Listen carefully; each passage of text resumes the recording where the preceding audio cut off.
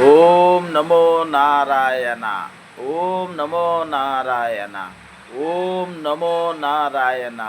నమో నరేంద్ర మోదీజీ, భారత ప్రీతమ ముద్దుబిడ్డ, భారత ప్రీతమ ప్రధానమంత్రి, భారత ఆశాజ్యోతి, భారత సంజీవిని, భారత భారత ప్రజల ప్రీతమ హనుమంతుడు.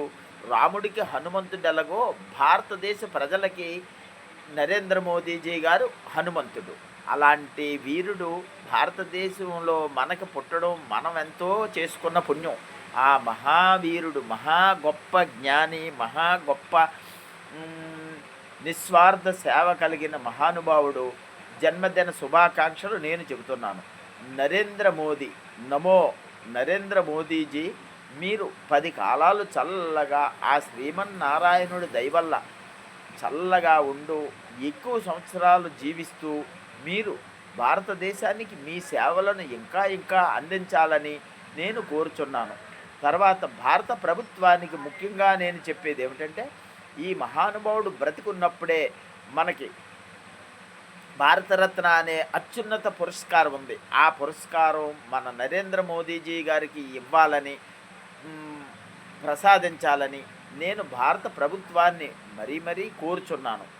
మనకి ఉన్నటువంటి ముఖ్యులలో మనకి అబ్దుల్ కలాం గారు, నరేంద్ర మోదీ గారు, మన మాజీ ప్రధానమంత్రి పివి నరసింహరావు గారు, మనకి మన్మోహన్ సింగ్ గారు, ఇలాంటి మహానుభావులు మన దేశానికి ఎనలేని సేవ చేసిన ఇలాంటి మహానుభావులందరినీ మనం స్మరించుకుందాము. ఇలాంటి అందరిలో ఆనిముత్యాలైనటువంటి అబ్దుల్ కలాం గారు, నరేంద్ర మోదీజీ గారు మనకి ఇంకా గొప్పగారని నేను నమ్ముతున్నాను. కనుక ఆ నరేంద్ర మోదీ గారి జన్మదిన శుభాకాంక్షలు నేను తెలియజేస్తున్నాను. మహానుభావుడైనటువంటి నరేంద్ర మోదీజీ 10 కాలాలు జీవించి చల్లగా భారతదేశానికి సేవ చేయాలని కోరుచున్నాను. శ్రీరాముడు దయవల్ల, ఆ శ్రీరాముడు దీవెనలతో ఈ నరేంద్ర మోదీ గారు ఇంకా ఇంకా ఆయుర ఆరోగ్యాలతో చల్లగా ఉండాలని నేను కోరుచున్నాను. సెప్టెంబర్ 17వ తారీఖు ఆయన జన్మదిన శుభాకాంక్షలు. భారత ప్రజలందరూ గర్వించదగ్గ మహానాయకుడు, మహానేత, స్వార్థం లేని మనిషి, చిన్న స్థాయి నుంచి ఉన్నత స్థాయికి వెళ్ళిన మహాపురుషుడు, ఒక యుగ పురుషుడు నందమూరి తారక రామారావు తెలుగులో ఎలాగో, వారు ఉత్తరాదిలో పుట్టినటువంటి భారతరత్న. ఈ విధంగా నందమూరి తారక రామారావు గారికి కూడా నాకు తెలుసుండి భారతరత్న ఇవ్వాలని నేను కోరుచున్నాను.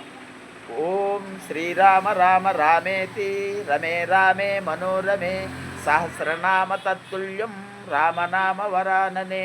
శ్రీరామ రామ రామేతి రమే రామే మనోరమే సహస్రనామ తత్తుల్యం రామనామ వరాననే. శ్రీరామ రామ రామేతి రమే రామే మనోరమే సహస్రనామ తత్తుల్యం రామనామ వరాననే. శ్రీరామనామ వరానన ఓం నమ ఇతి. శ్రీరామ జై రామ జై జై రామ. నరేంద్ర మోదీ గారికి మరొక్కసారి శతకోటి శుభాకాంక్షలు నేను తెలియజేస్తున్నాను. వారు చల్లగా ఉండాలి, 10 కాలాలు భారతదేశాన్ని క్షేమంగా చూసుకునే మహానుభావుడు క్షేమంగా ఉండాలని నా మనవి. ప్రభుత్వం తర్వాత ఇంకో విషయం మోదీ గారికి ఈ సందర్భంగా తెలియజేస్తున్నాను. మోదీజీ గారు, మీరు రైతుకి ఎన్ని ఉచితాలు ఇచ్చినా తిరిగి ఉత్పత్తి అవుతుంది కాబట్టి ఉత్పత్తి చవకగా వస్తుంది. మీరు రైతులకు అన్నీ ఉచితంగా ఇస్తే రైతు చవకగా పంటలు పండించి ఆ చవకగా పండిన పంటలు మార్కెట్లో చౌకగా అమ్ముతాడు. అంటే ధరలు ఈజీగా తగ్గడానికి ఇది ఒక మంచి మార్గం. మీరు చెరువు ఉపాధి పని పథకం పెడుతున్నారు. ఉపాధి పథకం చాలా దుర్వినియోగం అవుతుంది నా దృష్టిలో. ఉపాధి పథకంలో ఎనలేని కోట్లు ఖర్చు అవుతున్నాయి తప్పించి దానివల్ల మళ్ళీ రీప్రొడక్షన్ లేదు, అంటే ఉత్పత్తి లేదు. అదే వ్యయాన్ని ఉత్పత్తి అయ్యేటట్టు ప్రయత్నం చేయండి. ప్రయత్నం చేసి ఆ ఉత్పత్తికి కావలసినటువంటి మెయిన్ ఉత్పత్తి కారకాలు ఏమిటి?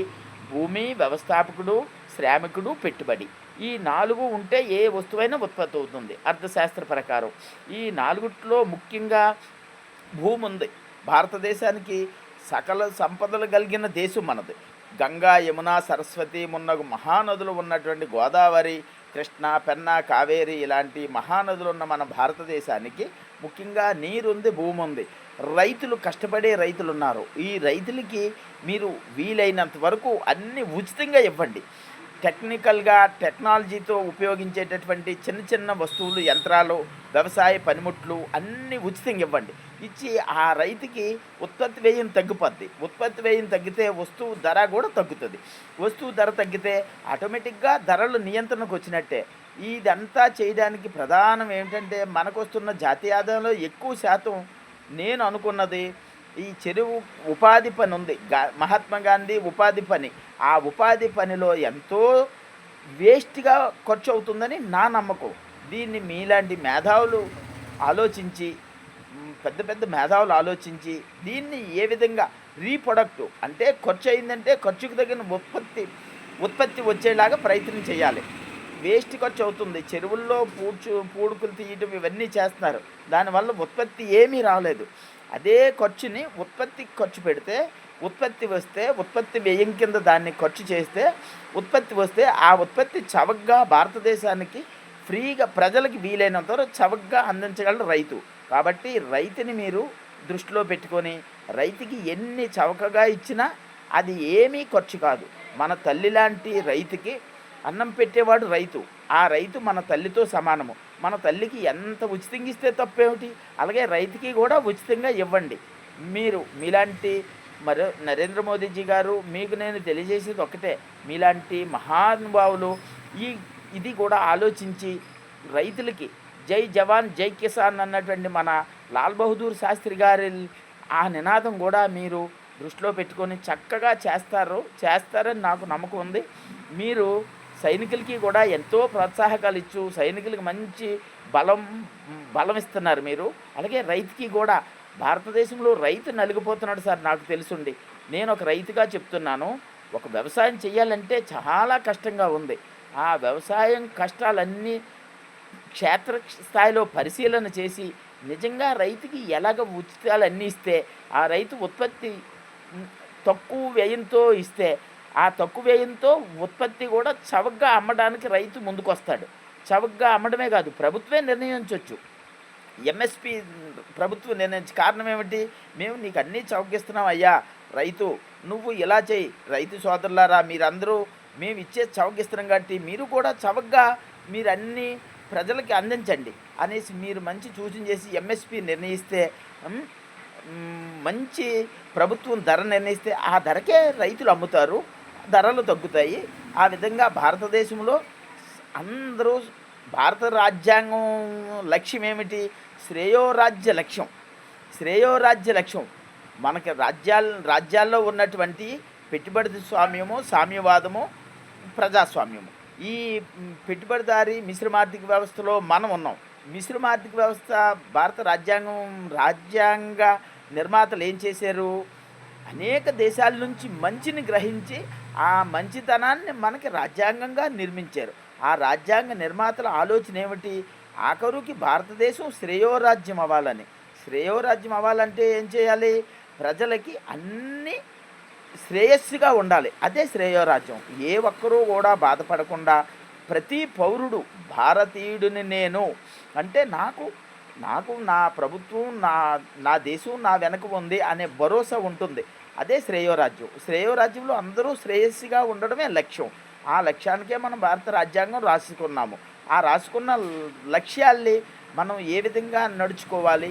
మనకి స్వాతంత్రం వచ్చి ఎన్ని సంవత్సరాలు అయినా మనం ఇంకా ఎందుకు మనం ఆ లక్ష్యాన్ని చేరుకోలేకపోతున్నాం? దానికి కలిగినటువంటి ఏమిటి అడ్డంకులు? ఆ అడ్డంకుల్ని పరిశీలన చేసి మేధావులారా, ఆర్థిక శాస్త్రవేత్తలారా మీరందరూ ఆలోచించండి. ఈ ఉపాధి హామీ పథకం వల్ల చాలా వేల కోట్లు దుర్వినియోగం అవుతున్నాయని నేను అనుకుంటున్నాను. మీరు కూడా ఆలోచించండి. ఆర్థిక శాస్త్రవేత్తలందరూ ఆలోచించండి. ఉత్పత్తి పెంచేలాగా. అది ఉత్పత్తి పెరగాలంటే భూమి ఉంది మనకి, వ్యవస్థాపకుడు, శ్రామికుడు, మన రైతు ఉన్నాడు. కాబట్టి ఆ రెండు ఉన్నాయి. పెట్టుబడి మీరు అందిస్తే ఆ రైతు ఉచితంగా కూడా, ఉచితం కాకపోయినా చవకగా ఇవ్వటానికి అవకాశం ఉంటుంది. ఆయనకి అన్నీ చవకగా వస్తున్నాయి, పంట చవకగా పండుతుంది కాబట్టి ప్రజలకు చవకగా ఇవ్వగలడు. ధరలు ఆటోమేటిక్గా ద్రవ్యోల్బణం తగ్గిపోవడానికి ఆస్కారం ఉంటుందని నేను నమ్ముతున్నాను. ఈవేళ నరేంద్ర మోదీ గారు మహానుభావుడు నరేంద్ర మోదీజీ గారి జన్మదిన శుభాకాంక్షలు తెలియజేస్తూ, వారికి నా యొక్క చిన్న విన్నపము, నా యొక్క చిన్న విన్నపము, దాన్ని మహానుభావులు గ్రహిస్తారు, మేధావులు గ్రహిస్తారని మన నిర్మలా సీతారామన్ గారు కూడా ఎనలేని మహామేధావి, మన ఆడపడుచు, మన తెలుగింటి మన ముద్దుల మహాతల్లి. ఆ తల్లి మన తెలుగింటి ఆడబిడ్డ. అలాంటి తల్లి ఆర్థిక శాస్త్రంలో చక్కగా అంత మంచి నైపుణ్యం కలిగి ఆర్థిక మంత్రిగా ఉండి భారతదేశానికి గొప్పగా కీర్తి ప్రతిష్టలు తెచ్చిపెట్టేటటువంటి ఆలోచన చేసి శ్రేయోరాజ్య స్థాపనకి ముఖ్యంగా ఏమి ఆటంకాలు ఉన్నాయి? దేశంలో ఉన్నటువంటి ముఖ్యమైన ఆటంకాలు స్వార్థము. ఈ అదొక రకమైనటువంటి ఎదుటి వాళ్ళు బాగుంటే చూడలేని ఈర్ష్య, అసూయ, ఈ గుణాలు పోవాలి. అందరూ శ్రేయస్సుగా ఉండే ఆలోచన కలగాలి. అదే శ్రేయోరాజ్యానికి మొదటి మెట్టుగా నేను అనుకుంటున్నాను. మేధావులారా, మీరందరూ ఆలోచించండి. ముఖ్యంగా నేను మరీ చెప్పేది ఏంటంటే, రైతు కష్టాలు చూడండి. రైతు కొడుక్కి వివాహం చేయాలంటే ఎంతో ఇదిగా ఆలోచిస్తున్నారు. కానీ చిన్న ఉద్యోగం ఉన్నా చాలు అంటున్నారు తప్పించి, రైతు నిజంగా రైతే దేశానికి వెన్నెముక. ఆ రైతుకి అన్నీ పుష్కలంగా మనం అందిస్తే ఆయన చౌకగా పంట పండించి ప్రజలకి చవకగా అన్ని వస్తువులు అందిస్తాడు అనే ప్రభుత్వం ఒక ఆలోచన చేయాలని నేను ప్రభుత్వానికి విజ్ఞప్తి చేస్తున్నాను. నరేంద్ర మోదీ గారికి మళ్ళీ శతకోటి శుభాకాంక్షలు తెలియజేస్తున్నాను. వారు 10 కాలాలు ఉండాలని, ఆ శ్రీరాముడి దయ వల్ల వారు ఇంకా మంచి కార్యక్రమాలు చేయాలని నేను కోరుకుంటున్నాను. అందరూ సర్వే జనా సుఖినో భవంతు.